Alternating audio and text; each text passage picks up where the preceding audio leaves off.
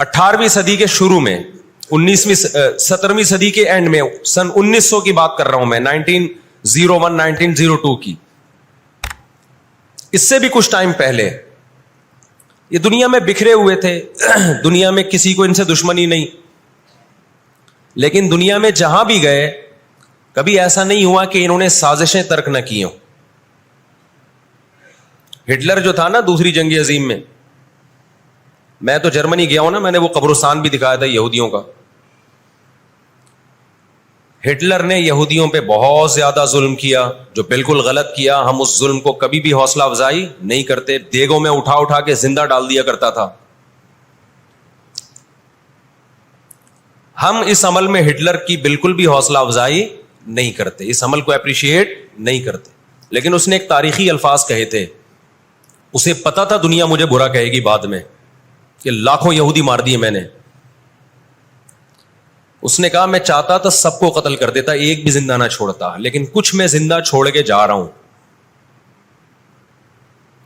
ताकि दुनिया जब मुझे याद करेगी ना कि यहूदी जालिम था, तो दुनिया को पता चलेगा कि मैंने इनको कत्ल क्यों किया।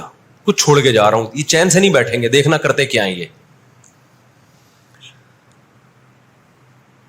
आज हिटलर जिंदा होता, हिटलर अगर आज जिंदा होता, दुनिया कहती कि तू बंदा ठीक नहीं था, लेकिन बात ठीक करके गया है। और मैं आप लोगों को भी कहता हूं, आपका घर भी एक छोटी सी रियासत है। घर में आपका रोब होगा तो सही चलेगा रोब, घर रोब नहीं है तो भी दिमाग से निकाल दो कि मैं मोहब्बत और अमन शांति के साथ घर सही चलेगा। अमन शांति से ही चलता है घर, रोब का होना भी क्या है, इसके बगैर नहीं होता गुजारा। समझते हो कि नहीं? तो अल्लाह ने आदमी को आदमी इसलिए बनाया है कि उसका थोड़ा रोब रहे घर के अंदर।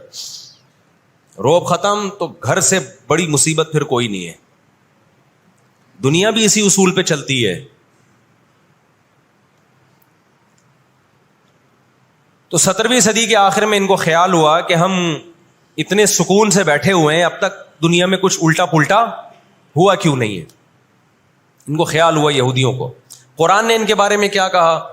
ज़ुरिबत अलैहिमुज़्ज़िल्ला, हमने इन पर जिल्लत को दे मारा है। आपको पता है कि यहूद का लफ्ज इतनी बड़ी गाली दुनिया के लिए बन गया था। ईरान में बहुत ज्यादा यहूदी हैं, पता है आपको? इसराइल के बाद सबसे ज्यादा यहूदी ईरान में है, लेकिन उन्होंने अपना नाम ईरान में यहूद नहीं रजिस्टर्ड करवाया, कलीमी रजिस्टर्ड करवाया हुआ है, मूसा कलीमुल्लाह की निस्बत। क्यों? उनको पता है कि यहूद का लफ्ज दुनिया में क्या बन चुका है? गाली।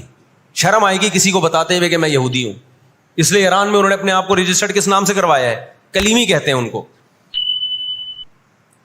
मैं मानता हूं सारे यहूदी ऐसे नहीं होते, मैंने पहले वजाहत कर दी, हमें यहूदियों से दुश्मनी नहीं है, क्योंकि कुरान जहां यहूदियों की बुराई बयान करता है वहां कुरान यह भी कहता है लैसू सवाअन, सारे एक जैसे नहीं है।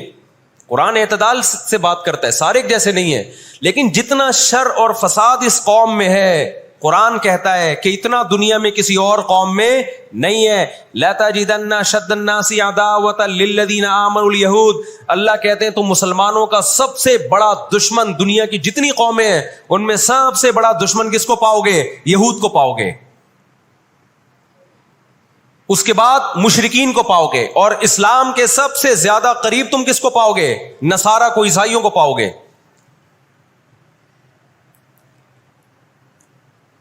तो इनको बहुत अरसे से, सदियों से कुछ दुनिया में हुआ नहीं था,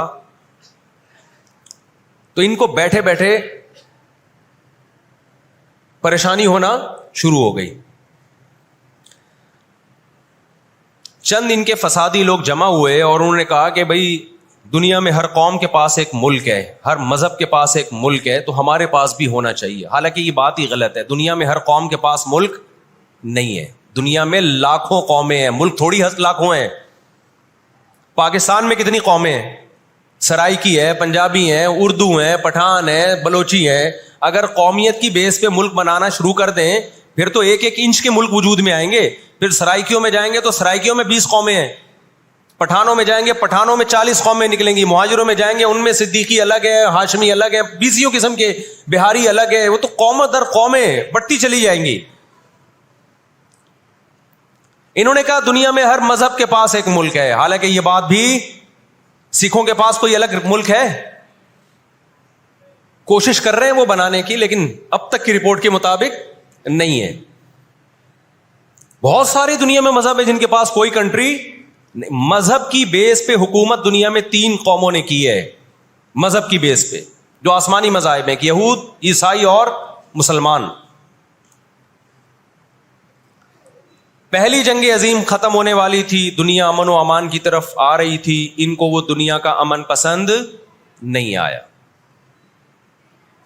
انہوں نے جناب طے کیا کہ ہمیں ایک ملک ملنا چاہیے۔ ان کے بڑے بیٹھے، کسی نے کہا افریقہ میں ہونا چاہیے، کسی نے کہا فلاں جگہ ہونا چاہیے، کسی نے کہا فلاں جگہ ہونا چاہیے۔ ان میں چند شرارتیوں کو خیال آیا کہ اگر ہم کسی بھی ملک میں کسی بھی زمین پہ اناؤنس کریں گے نا یہاں ہم نیا کنٹری بنانا چاہتے ہیں، تو ہمارے یہود خود اس پہ آمادہ نہیں ہوں گے، اس لیے کہ جو شخص کسی ملک میں سکون اور اطمینان کے ساتھ رہ رہا ہے، کوئی یہودی، تو وہ کیوں آئے گا ہجرت کر کے وہاں پہ؟ سمجھ میں آ رہی ہے بات؟ بھائی آپ کسی کنٹری میں امن اور سکون کے ساتھ ہو، اعلان ہوتا ہے ان لوگوں کے لیے وہاں الگ ملک بن رہا ہے، تو آپ کہو گے مجھے جانے کی کیا ضرورت ہے جب میں یہاں سکون اطمینان سے ہوں، مجھے تمام حقوق حاصل ہیں۔ یہودیوں کو پوری دنیا میں ہر قسم کے حقوق حاصل تھے، اور سب سے زیادہ یہودیوں کے ساتھ اچھا سلوک مسلمان خلفاء نے کیا ہے۔